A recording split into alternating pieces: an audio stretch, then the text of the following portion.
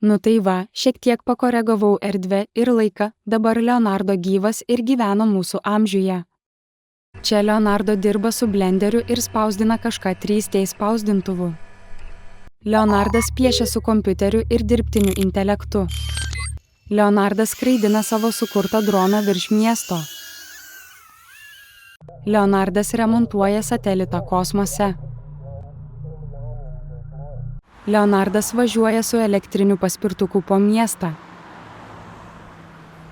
Leonardas dabar yra chirurgas ir operuoja naudodamas robotus. Leonardas kuria TikTok vaizdo įrašus. Leonardas žaidžia šachmatais.